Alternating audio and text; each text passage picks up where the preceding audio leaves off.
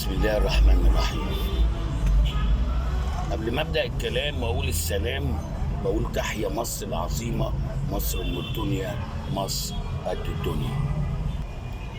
طبعا الايام اللي فاتت كان في لغط، يعني كلام كتير، المكلمه على صندوق او قناه السويس، وقالوا تتباع، وقالوا واحنا اتكلمنا ووضحنا حاجات كتير.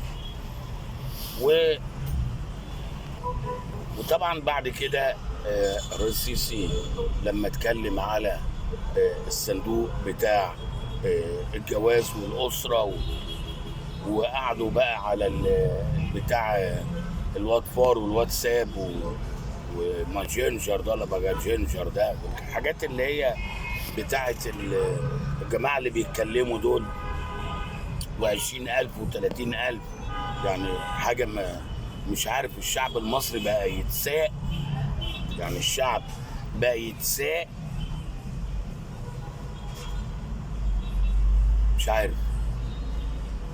ان جه واحد اتكلم على النت وقال كلمتين خلاص، يعني ياخدوا كلمه من مسؤول ويبداوا يبنوا عليها، محدش عارف حاجه. 30,000 ايه و20,000 ايه؟ النهارده الشاب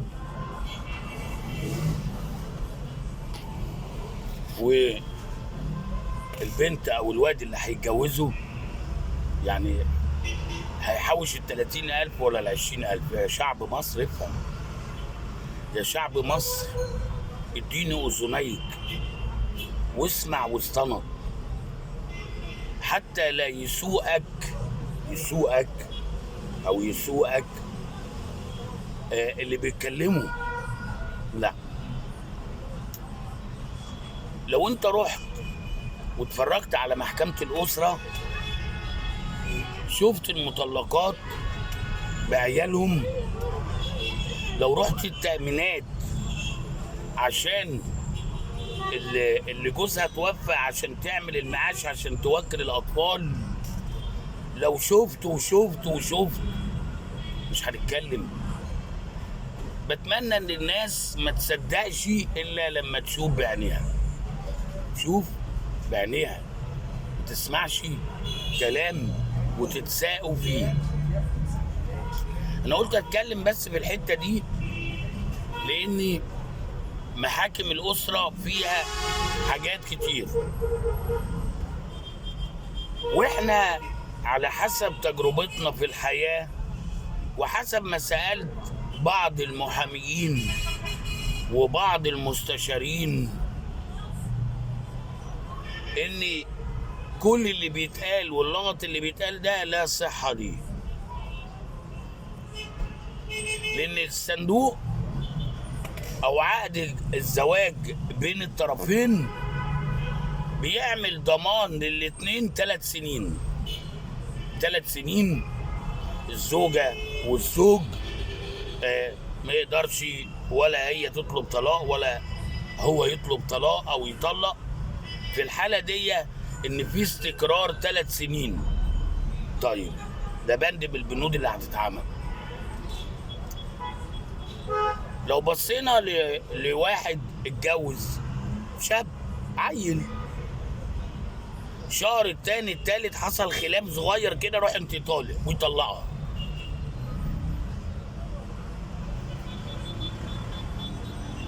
وتبدأ المشكلة في المحكمة،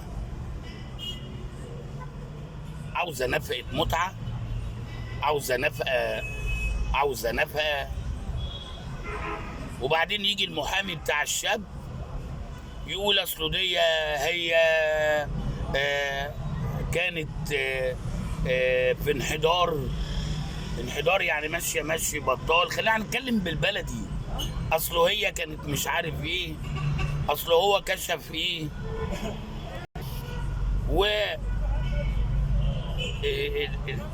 دي لما تكون لسه ما خلفتش. طيب الست بقى اللي خلفت مع عيل 2 3، اذا كان ذكور او اناث، بيبدأ المشكلة اكبر. والمحامي ده يأجل، والمحامي ده يترافع، والمحامي ده يقدم مستندات. طب هاتوا شهادة الميلاد هوريكم نموذج عشان تعرفوا للقوانين لو ما تعدلتش يبقى خراب بيوت.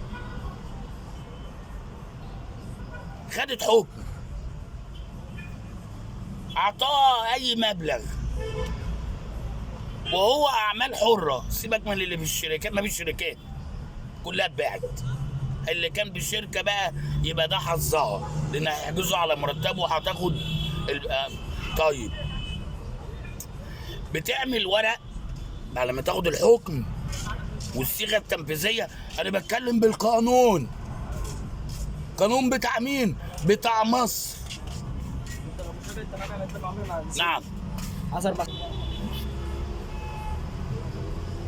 خدت حكم وخدت صيغه تنفيذيه، بتعمل شهادات ميلاد للعيال جديده، نمره 1. نمره 2 بتطلع قسيمه اللي هي الطلاق جديده.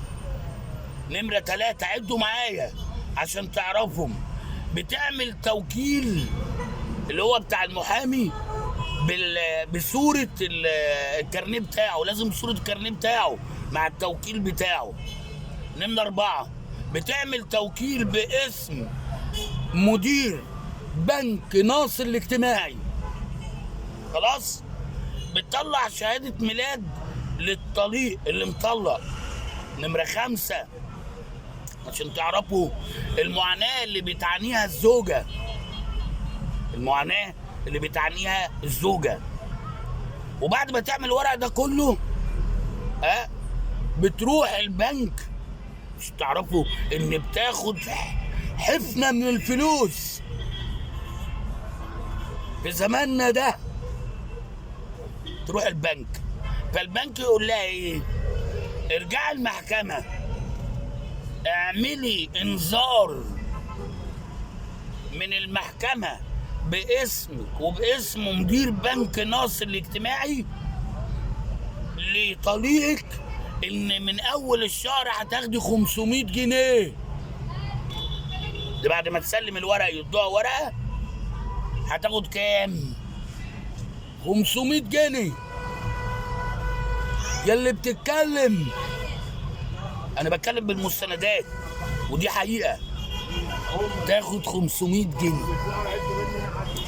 الانذار اللي بيطلع من المحكمه التاني ده بيقولوا للزوج احنا اعلنا سيادتك ان البنك من اول الشهر هيدي الزوجه بالاولاد 500 جنيه. ده قانون مصر. فيديو جديد. في الحاله دي بيجي بعد الشهر الست تروح من يوم 1 حسب ما البنك يقول لها تعالي اقبضي ال 500 جنيه بتوعك. ده امتى؟ بعد ما الزوج يستلم التوكيل الاعلان ان البنك ناصر هيديها ال 500 جنيه. 500 طبعا ده 3 عيال، 500 في مدارس 500.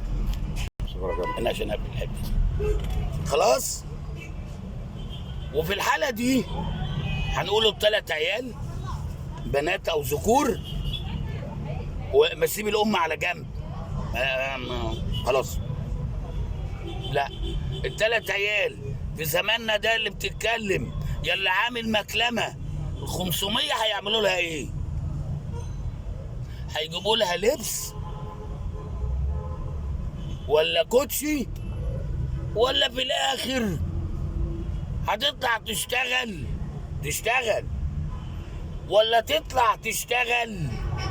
طب خلينا في الشمال، طب خلينا في اليمين وسايبه العيال والناس بقى. الله دي ام محمد مشيت مش عارفينها راحت فين.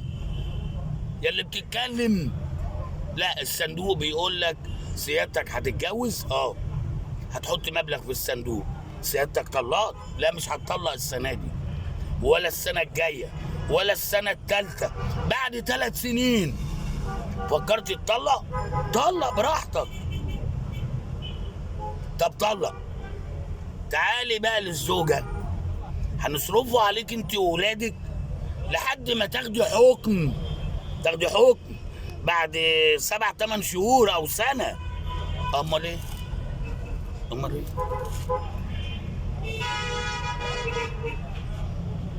فالقانون لازم يتغير للاتنين، للزوج والزوجه. واللي بيتكلم يروح محكمة الأسرة ويشوف، بلاش محكمة الأسرة، يروح أي بنك من فروع بنك ناصر من 5 الصبح ويشوف الحريم وهي قاعدة في الشارع مستنية باب البنك يتفتح. 5 الصبح تقعد، وممكن ما تلاقيش دور تروح، ولها ايام تقبض فيها ال 500 مرطوش على دماغ ابوك وابوها. بتتذل. والاخر لما الدولة تفكر ان تعمل حياة كريمة للاطفال، يتحرق الزوج والزوجة، العيال اللي هي في الشارع دي.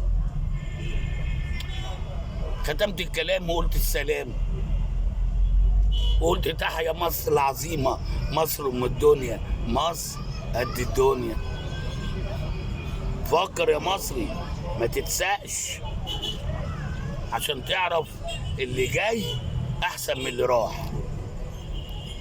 تحيا العسكرية اللي كنت بخير يا جناد الأرض. تحيا مصر، تحيا مصر، تحيا مصر.